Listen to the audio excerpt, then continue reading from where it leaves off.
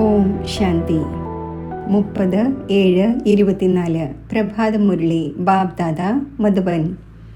ബാബ പറയുന്നു, മധുരമായ കുട്ടികളെ, ദുഃഖം ഹരിച്ച് സുഖം നൽകുന്നവൻ ഒരു ബാബയാണ്. ആ ഒന്ന് തന്നെയാണ് നിങ്ങളുടെ സർവ്വ ദുഃഖങ്ങളും അകറ്റുന്നത്. മനുഷ്യന് ആരുടെയും ദുഃഖം അകറ്റാൻ സാധിക്കില്ല. ചോദ്യം: വിശ്വത്തിലെ അശാന്തിയുടെ കാരണം എന്താണ്? ശാന്തിയുടെ സ്ഥാപന എങ്ങനെ ഉണ്ടാകും? ഉത്തരം: വിശ്വത്തിലെ അശാന്തിയുടെ കാരണമാണ് അനേകം ധർമ്മങ്ങൾ. കലിയുഗത്തിൻ്റെ അന്തിമത്തിൽ എപ്പോഴാണോ അനേകതയുള്ളത്, അപ്പോഴാണ് അശാന്തി ഉള്ളത്. ബാബ വന്ന് ഒരു സത്യമായ ധർമ്മത്തിൻ്റെ സ്ഥാപന ചെയ്യുന്നു. അവിടെ ശാന്തി ഉണ്ടാകുന്നു. നിങ്ങൾക്ക് മനസ്സിലാക്കാൻ സാധിക്കും, ഈ ലക്ഷ്മി നാരായണൻ്റെ രാജ്യത്തിൽ ശാന്തി ഉണ്ടായിരുന്നു. പവിത്ര ധർമ്മവും പവിത്ര കർമ്മവുമായിരുന്നു. മംഗളകാരിയായ ബാബ വീണ്ടും ആ പുതിയ ലോകം നിർമ്മിച്ചുകൊണ്ടിരിക്കുന്നു. അതിൽ അശാന്തിയുടെ പേരേ ഉണ്ടായിരിക്കില്ല. ഓം ശാന്തി. ആത്മീയ പിതാവിരുന്ന് ആത്മീയ കുട്ടികൾക്ക് മനസ്സിലാക്കിച്ചു തരുന്നു. ആത്മീയ പിതാവിനെ തന്നെയാണ് ജ്ഞാനത്തിൻ്റെ സാഗരം എന്ന് പറയുന്നത്. ഇത് കുട്ടികൾക്ക് മനസ്സിലാക്കിച്ചു തന്നു. ബോംബെയിലും വളരെയധികം സോഷ്യൽ വർക്കേഴ്സ് ഉണ്ട്. അവരുടെ മീറ്റിംഗ് നടന്നുകൊണ്ടിരിക്കുന്നു. ബോംബെയിൽ വിശേഷിച്ച് എവിടെയാണോ മീറ്റിംഗ് നടത്തുന്നത്, അതിൻ്റെ പേര് ഭാരതീയ വിദ്യാഭവൻ എന്നാണ്. ഇപ്പോൾ വിദ്യ 2 പ്രകാരത്തിലുണ്ട്. ഒന്നാണ് ഭൗതിക വിദ്യ. അത് സ്കൂളുകളിലും കോളേജുകളിലും നൽകപ്പെടുന്നു. അപ്പോൾ അതിനെ വിദ്യാഭവൻ എന്ന് പറയുന്നു. തീർച്ചയായും അവിടെയുള്ളത് മറ്റൊരു വസ്തുവാണ്. ഇപ്പോൾ വിദ്യ എന്ന് എന്തിനെയാണ് പറയുന്നത്? ഇത് മനുഷ്യൻ അറിയുന്നതേയില്ല. ഇത് ആത്മീയ വിദ്യാഭവനാണ് ആയിരിക്കേണ്ടത്. വിദ്യ എന്ന് ജ്ഞാനത്തെയാണ് പറയുന്നത്. പരംപിത പരമാത്മാവ് തന്നെയാണ് ജ്ഞാനസാഗരം. ശ്രീകൃഷ്ണനെ ജ്ഞാനത്തിൻ്റെ സാഗരം എന്ന് പറയില്ല. ശിവബാബയുടെ മഹിമ വേറെയാണ്, ശ്രീകൃഷ്ണൻ്റെ മഹിമ വേറെയാണ്. ഭാരതവാസികൾ കുഴങ്ങിപ്പോയിരിക്കുകയാണ്. ഗീതയുടെ ഭഗവാൻ ശ്രീകൃഷ്ണനാണ് എന്ന് വിചാരിച്ചിരിക്കുകയാണ്. അപ്പോൾ വിദ്യാഭവനും മറ്റും തുറന്നുകൊണ്ടിരിക്കുന്നു. ഒന്നും മനസ്സിലാക്കുന്നില്ല. വിദ്യ ഗീതയുടെ ജ്ഞാനമാണ്. ആ ജ്ഞാനമുള്ളത് തന്നെ ഒരു ബാബയിലാണ്. ആ ഒന്നിനെ ജ്ഞാനത്തിൻ്റെ സാഗരം എന്ന് പറയുന്നു. അത് മനുഷ്യർ അറിയുന്നില്ല. ഭാരതവാസികളുടെ ധർമ്മശാസ്ത്രം വാസ്തവത്തിൽ ഒന്ന് തന്നെയാണ്. സർവശാസ്ത്രമയി ശിരോമണി ഭഗവത്ഗീത. ഇപ്പോൾ ഭഗവാൻ എന്ന് ആരെയാണ് പറയുന്നത്? അതും ഈ സമയത്ത് ഭാരതവാസികൾ മനസ്സിലാക്കുന്നില്ല. ഒന്നുകിൽ ശ്രീകൃഷ്ണനെ പറയുന്നു, അല്ലെങ്കിൽ രാമനെ, അല്ലെങ്കിൽ സ്വയം തന്നെ പരമാത്മാവ് എന്ന് പറയുന്നു. ഇപ്പോഴാണെങ്കിൽ സമയവും തമോ പ്രധാനമാണ്. രാവണ രാജ്യമാണല്ലോ. കുട്ടികളായ നിങ്ങൾ എപ്പോഴാണോ ആർക്കെങ്കിലും മനസ്സിലാക്കിച്ചു കൊടുക്കുന്നത്, അപ്പോൾ ശിവഭഗവാൻ ഉവാച എന്ന് പറയൂ. ആദ്യം ഇത് മനസ്സിലാക്കട്ടെ, ജ്ഞാനസാഗരം ഒരേ ഒരു പരംപിത പരമാത്മാവാണ്. ആ ഒന്നിൻ്റെ നാമം ശിവൻ എന്നാണ്. ശിവരാത്രിയും ആഘോഷിക്കുന്നു. എന്നാൽ ആർക്കും മനസ്സിലാകുന്നില്ല. തീർച്ചയായും ശിവൻ വന്നിട്ടുണ്ട്. അതിനാലാണ് രാത്രി ആഘോഷിക്കുന്നത്. ശിവൻ ആരാണ്? ഇതും അറിയുന്നില്ല. ബാബ പറയുന്നു, സർവരുടെയും ഭഗവാൻ ഒന്ന് തന്നെയാണ്. സർവ ആത്മാക്കളും സഹോദരന്മാരാണ്. ആത്മാക്കളുടെ പിതാവ് ഒരേ ഒരു പരംപിത പരമാത്മാവാണ്. ആ ഒന്നിനെ തന്നെയാണ് ജ്ഞാനസാഗരം എന്ന് പറയുന്നത്. ദേവതമാരിൽ ഈ ജ്ഞാനമില്ല. ഏതൊരു ജ്ഞാനം? രചയിതാവിൻ്റെയും രചനയുടെ ആദിമധ്യ അന്ത്യത്തിൻ്റെയും ജ്ഞാനം ഒരു മനുഷ്യനിലും ഇല്ല. പ്രാചീന ഋഷിമുനിമാർക്ക് അറിയാമായിരുന്നില്ല എന്ന് പറയുകയും ചെയ്യുന്നു. പ്രാചീനത്തിൻ്റെയും അർത്ഥം അറിയുന്നില്ല. സത്യത്രേതായുഗമാണ് പ്രാചീനം. സത്യയുഗം പുതിയ ലോകമാണ്. അവിടെ ഋഷിമുനിമാർ ഉണ്ടായിരുന്നതേയില്ല. ഈ ഋഷിമുനിമാരെല്ലാം പിന്നീടാണ് വന്നത്. അവരും ഈ ജ്ഞാനത്തെ അറിയുന്നില്ല. നേത്തി നേത്തി, ഇതല്ല ഇതല്ല എന്ന് പറയുന്നു. അവരെ അറിയുന്നില്ലെങ്കിൽ ഇപ്പോൾ തമോഗുണിയായ ഭാരതവാസികൾക്ക് എങ്ങനെ അറിയാൻ സാധിക്കും? ഈ സമയത്ത് സയൻസിൻ്റെ എത്ര ഗർവാണുള്ളത്! ഈ സയൻസിലൂടെ ഭാരതം സ്വർഗമായിരിക്കുകയാണ് എന്ന് വിചാരിക്കുന്നു. ഇതിനെ മായയുടെ പോംപ് എന്ന് പറയുന്നു. ഫോൾ ഓഫ് പോംപ് എന്ന ഒരു നാടകവുമുണ്ട്. ഈ സമയത്ത് ഭാരതത്തിൻ്റെ പതനമാണ് എന്ന് പറയുകയും ചെയ്യുന്നു. സത്യയുഗത്തിൽ ഉയർച്ചയാണ്, ഇപ്പോൾ പതനമാണ്. ഇത് സ്വർഗമൊന്നുമല്ല, ഇത് മായയുടെ പോംപാണ്, ആഡംബരമാണ് എന്നർത്ഥം. ഇത് ഇല്ലാതാവുക തന്നെ വേണം. മനുഷ്യർ വിചാരിക്കുന്നു വിമാനമുണ്ട്, വലിയ വലിയ കൊട്ടാരമുണ്ട്, ഇലക്ട്രിസിറ്റി ഉണ്ട്, ഇത് തന്നെയാണ് സ്വർഗം. ആരെങ്കിലും മരിക്കുകയാണെങ്കിലും സ്വർഗവാസിയായി എന്ന് പറയുന്നു. സ്വർഗത്തിൽ പോയെങ്കിൽ തീർച്ചയായും സ്വർഗം മറ്റൊന്നാണ് എന്ന് ഇതിലൂടെ പോലും മനസ്സിലാക്കുന്നില്ല. ഇത് രാവണൻ്റെ പോംപാണ്. പരിധിയില്ലാത്ത ബാബ സ്വർഗത്തിൻ്റെ സ്ഥാപന ചെയ്തുകൊണ്ടിരിക്കുന്നു. ഈ സമയത്ത് വടംവലിയാണ്, മായയുടെയും ഈശ്വരൻ്റെയും, ആസുരീ ലോകത്തിൻ്റെയും ഈശ്വരീയ ലോകത്തിൻ്റെയും. ഇതും ഭാരതവാസികൾക്ക് മനസ്സിലാക്കിച്ചു കൊടുക്കേണ്ടി വരും. ദുഃഖമാണെങ്കിൽ ഇനിയും വളരെയധികം വരാൻ പോകുന്നു. അളവറ്റ ദുഃഖം വരേണ്ടതുണ്ട്. സ്വർഗം ഉണ്ടായിരിക്കുന്നത് സത്യയുഗത്തിലാണ്, കലിയുഗത്തിൽ ഉണ്ടാവുക സാധ്യമല്ല. പുരുഷോത്തമ സംഗമയുഗം എന്ന് എന്തിനെയാണ് പറയുന്നത് എന്നതും ആർക്കും അറിയില്ല. ഇതും ബാബ മനസ്സിലാക്കിച്ചു തരുന്നു. ജ്ഞാനമാണ് പകൽ, ഭക്തിയാണ് രാത്രി. അന്ധകാരത്തിൽ തിക്കും തിരക്കും കൊള്ളുന്നു. ഭഗവാനുമായി കണ്ടുമുട്ടുന്നതിനായി എത്ര വേദശാസ്ത്രങ്ങളും മറ്റും പഠിക്കുന്നു. ബ്രഹ്മാവിൻ്റെ പകലും രാത്രിയും തന്നെയാണ് ബ്രാഹ്മണരുടെ പകലും രാത്രിയും. സത്യമായ മുഖവംശാവലി ബ്രാഹ്മണൻ നിങ്ങളാണ്. അവരാണെങ്കിൽ കലിയുഗി കുഖവംശാവലി ബ്രാഹ്മണനാണ്. നിങ്ങളാണ് പുരുഷോത്തമ സംഗമയുഗി ബ്രാഹ്മണൻ. ഈ കാര്യങ്ങൾ മറ്റാരും അറിയുന്നില്ല.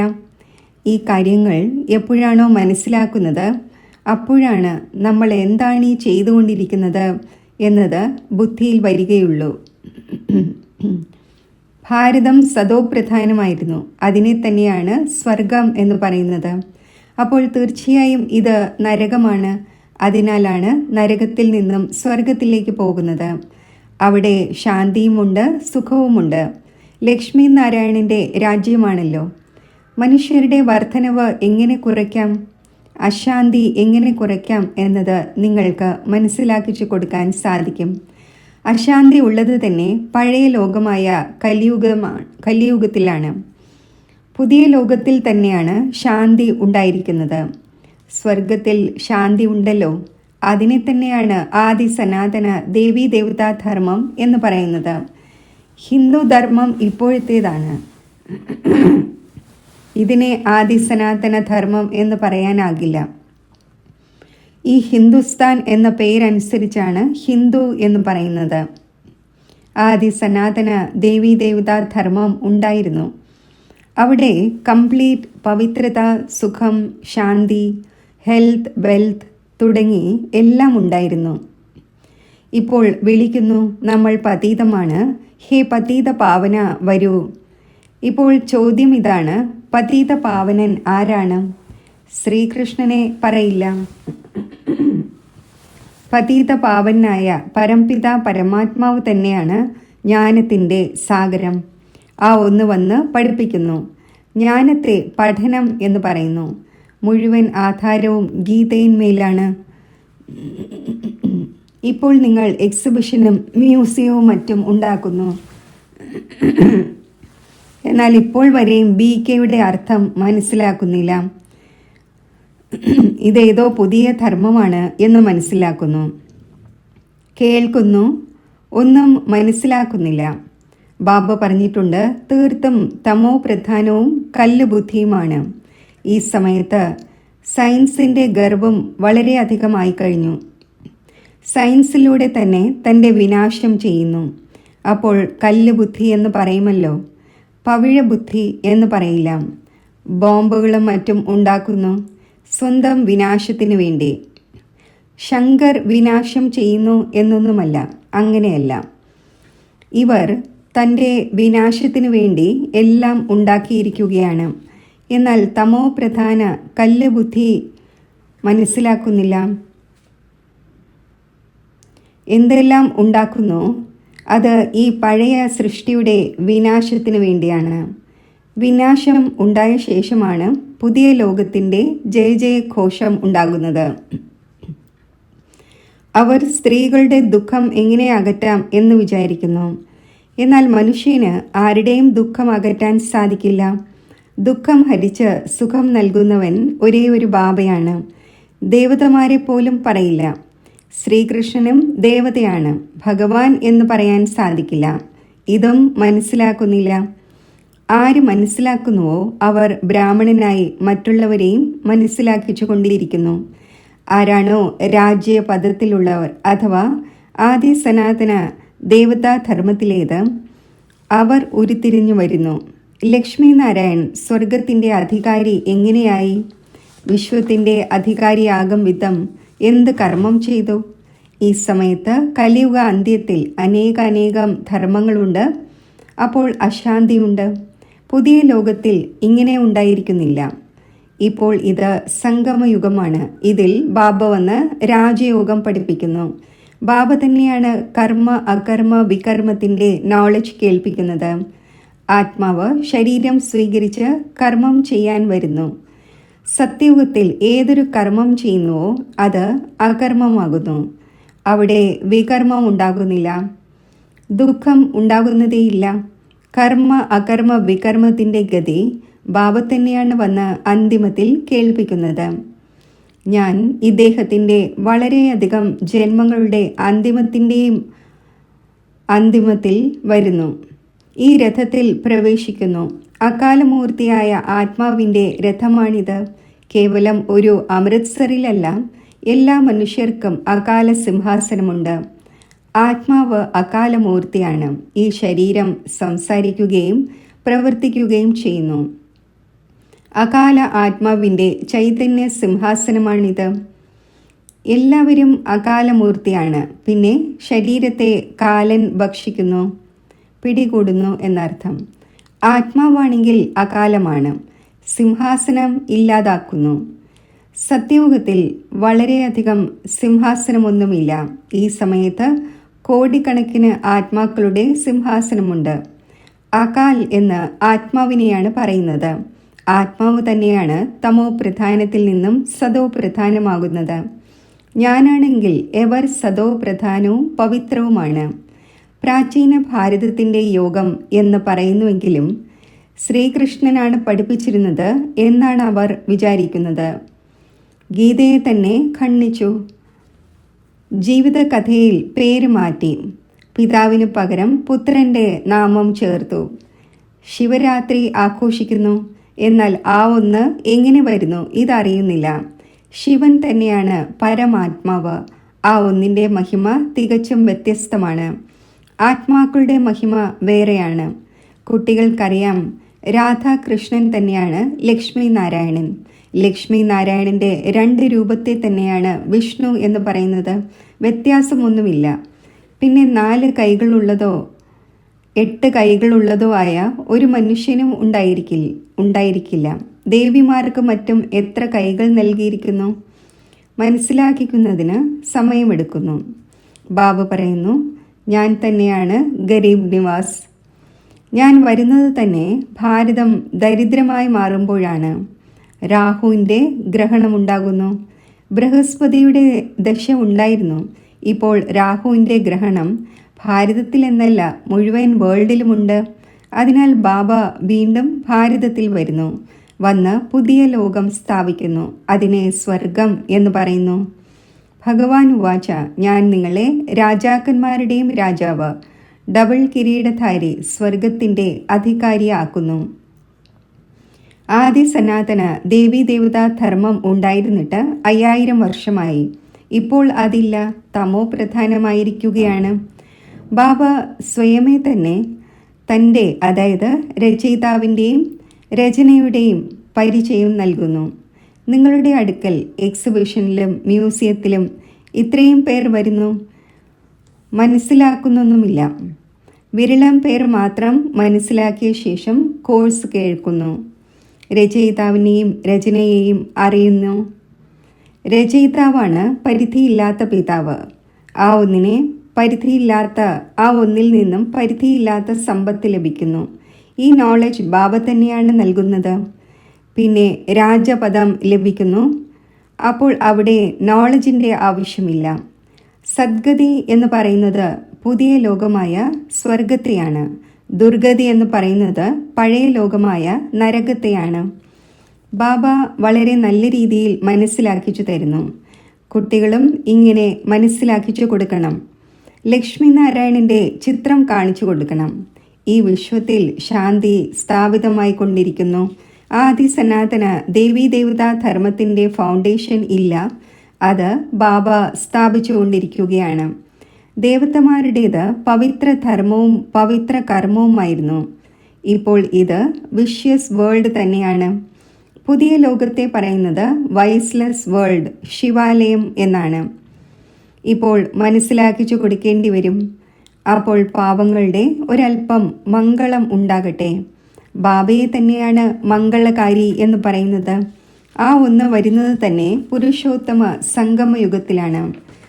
മംഗളകാരി യുഗത്തിൽ മംഗളകാരിയായ ബാബ വന്ന് സർവരുടെയും മംഗളം ചെയ്യുന്നു. പഴയ ലോകത്തെ പരിവർത്തനപ്പെടുത്തി പുതിയ ലോകം സ്ഥാപിക്കുന്നു. ജ്ഞാനത്തിലൂടെ സദ്ഗതി ഉണ്ടാകുന്നു. ഇതിനെക്കുറിച്ച് ദിവസവും സമയമെടുത്ത് മനസ്സിലാക്കിച്ചു കൊടുക്കാൻ സാധിക്കും. പറയൂ, രചയിതാവിനെയും രചനയുടെ ആദ്യമധ്യ അന്ത്യത്തെയും നമ്മൾ തന്നെയാണ് അറിയുന്നത്. ഇത് ഗീതയുടെ എപ്പിസോഡാണ് നടന്നുകൊണ്ടിരിക്കുന്നത്. ഇതിൽ ഭഗവാൻ വന്ന് രാജയോഗം പഠിപ്പിച്ചു, ഡബിൾ കിരീടധാരിയാക്കി. ഈ ലക്ഷ്മി നാരായണനും രാജയോഗത്തിലൂടെയാണ് ഇതായത്. ഈ പുരുഷോത്തമ സംഗമയുഗത്തിൽ ബാബയിൽ നിന്നും രാജയോഗം പഠിക്കുന്നു. ബാബ ഓരോ കാര്യവും എത്ര സഹജമായി മനസ്സിലാക്കിച്ചു തരുന്നു. ശരി, മധുരമധുരമായ സിഖിലതെ കുട്ടികൾക്ക് മാതാവും പിതാവുമായ ബാബ് ദാദയുടെ സ്നേഹസ്മരണകൾ. Good morning. ആത്മീയ പിതാവിൻ്റെ ആത്മീയ കുട്ടികൾക്ക് നമസ്തേ. ധാരണയ്ക്കുള്ള മുഖ്യസാരം: രാജയോഗത്തിൻ്റെ പഠനം സോഴ്സ് ഓഫ് ഇൻകം ആണ്. കാരണം ഇതിലൂടെ തന്നെയാണ് നമ്മൾ രാജാക്കന്മാരുടെയും രാജാവാകുന്നത്. ഈ ആത്മീയ പഠനം ദിവസവും പഠിക്കുകയും പഠിപ്പിക്കുകയും വേണം. സദാ ഈ ലഹരി ഉണ്ടായിരിക്കണം. നമ്മൾ ബ്രാഹ്മണർ സത്യമായ മുഖവംശാവലിയാണ്. നമ്മൾ കലിയുഗി രാത്രിയിൽ നിന്നും മാറി പകലിൽ വന്നിരിക്കുകയാണ്. ഇതാണ് മംഗളകാരി പുരുഷോത്തമ യുഗം. ഇതിൽ തൻ്റെയും സർവരുടെയും മംഗളം ചെയ്യണം. വരദാനം: ഓരോ ശ്രേഷ്ഠ സങ്കല്പത്തെയും കർമ്മത്തിൽ കൊണ്ടുവരുന്ന മാസ്റ്റർ സർവശക്തിവാനായി ഭവിക്കട്ടെ. മാസ്റ്റർ സർവശക്തിവാൻ എന്നാൽ സങ്കല്പവും കർമ്മവും സമാനമാകണം. അഥവാ സങ്കല്പം വളരെ ശ്രേഷ്ഠമായിരിക്കുകയും കർമ്മം സങ്കല്പമനുസരിച്ച് അല്ലാതിരിക്കുകയും ആണെങ്കിൽ മാസ്റ്റർ സർവശക്തിവാൻ എന്ന് പറയില്ല. അപ്പോൾ ചെക്ക് ചെയ്യൂ, ഏതൊരു ശ്രേഷ്ഠ സങ്കല്പം എടുക്കുന്നുവോ അത് കർമ്മത്തിൽ വരുന്നുണ്ടോ അതോ ഇല്ലയോ? മാസ്റ്റർ സർവശക്തിവാൻ്റെ അടയാളം ഇതാണ്: ഏത് ശക്തി ഏത് സമയത്ത് ആവശ്യമാണോ ആ ശക്തി കാര്യത്തിൽ വരണം. ഏത് സമയത്ത് ഏത് ശക്തിയുടെ ആവശ്യകതയുണ്ടോ അതിനെ കാര്യത്തിൽ വിനിയോഗിക്കാൻ കഴിയും വിധം സ്ഥൂലവും സൂക്ഷ്മവുമായ എല്ലാ ശക്തികളും കൺട്രോളിൽ ആയിരിക്കണം. സ്ലോഗൻ: ജ്ഞാനി ആത്മാവായ കുട്ടികളിൽ ക്രോധം ഉണ്ടെങ്കിൽ ഇതിലൂടെ ബാബയുടെ പേരിൻ്റെ ഗ്ലാനി ഉണ്ടാകുന്നു. ഓം ശാന്തി.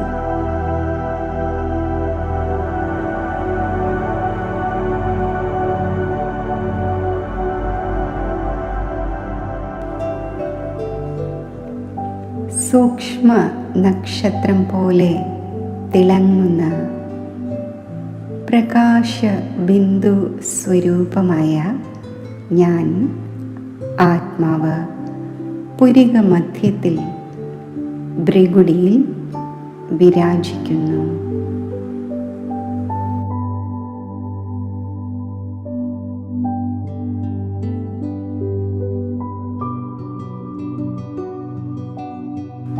എന്നിൽ നിന്നും നാനാഭാഗത്തേക്കും വർണ്ണാഭമായ പ്രകാശം വ്യാപിച്ചുകൊണ്ടേയിരിക്കുന്നു.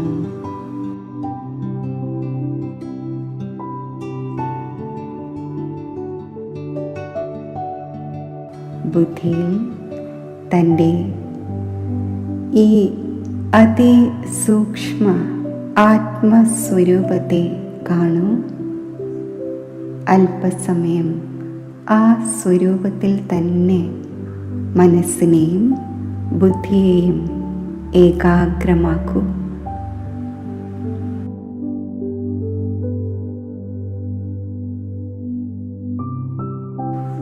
പിന്നെ മനസ്സിൽ ഈ സങ്കല്പം രചിക്കൂ. ആത്മാവായ ഞാൻ സൂക്ഷ്മ പ്രകാശ ശരീരത്തിൽ സ്ഥിതി ചെയ്യുന്നു.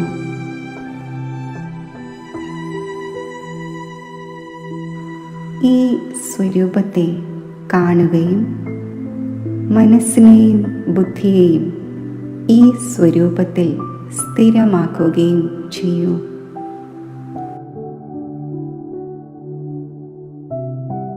ചിന്തിക്കൂ.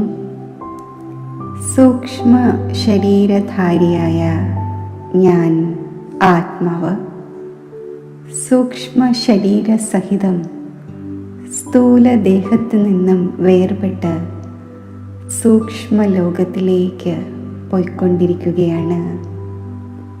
കുറച്ചു സമയം ഇതിൽ ഏകാഗ്രമാക്കൂ.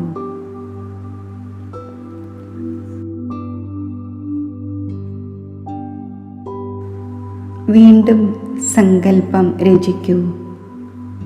ഞാൻ സമ്പൂർണ്ണ ഫരിഷ്തയാണ്.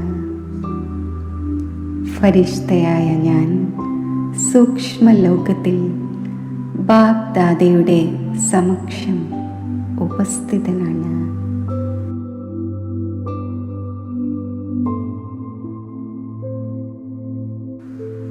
ഇപ്രകാരം സൂക്ഷ്മലോകത്തിൽ സൂക്ഷ്മ ശരീരധാരിയായി അവ്യക്ത ബാപ് ദാദയുടെ മുന്നിലിരിക്കുന്നതായി സ്പഷ്ടമായി കാണുകയും അനുഭവിക്കുകയും ചെയ്യൂ.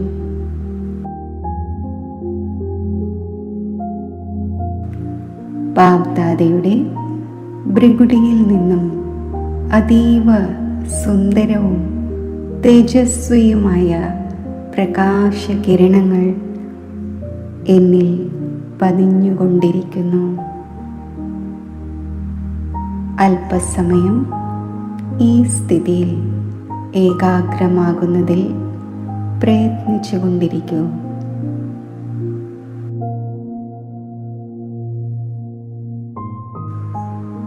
വീണ്ടും സങ്കൽപ്പിക്കൂ. ആത്മാവായ ഞാൻ എൻ്റെ സൂക്ഷ്മ ശരീരത്തെ സൂക്ഷ്മലോകത്ത് സ്ഥിതി ചെയ്യിച്ചുകൊണ്ട് പരമധാമത്തിലേക്ക് ഒരു പ്രകാശ ബിന്ദുവായി സഞ്ചരിക്കുന്നു. ബുദ്ധി കൊണ്ട് ആ ദൃശ്യം കാണുന്നതിന് ശ്രമിക്കൂ.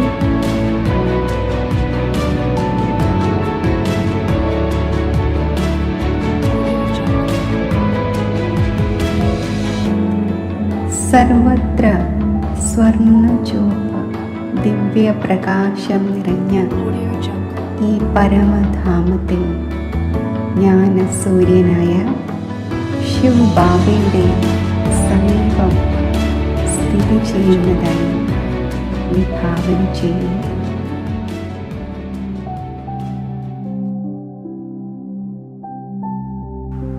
ജ്ഞാനസൂര്യനായ ശിവ് ബാബയുടെ അനന്ത ശക്തികളുടെയും ഗുണങ്ങളുടെയും തേജസ്വി കിരണങ്ങൾ എന്നിൽ പതിച്ചുകൊണ്ടിരിക്കുന്നു. ഈ സ്ഥിതിയിൽ ശിവ് ബാബയുടെ കിരണങ്ങൾ സ്വീകരിച്ചുകൊണ്ട് മനസ്സിനെയും ബുദ്ധിയെയും സ്ഥിരമാക്കൂ.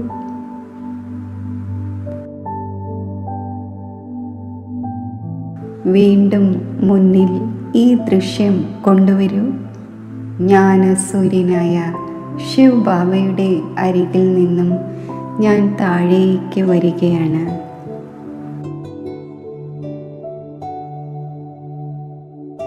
സൂക്ഷ്മലോകത്തിൽ വന്ന് എൻ്റെ സമ്പൂർണ്ണ അവ്യക്ത ഫരിഷ്ത രൂപത്തിൽ ഞാൻ പ്രവേശിക്കുന്നു.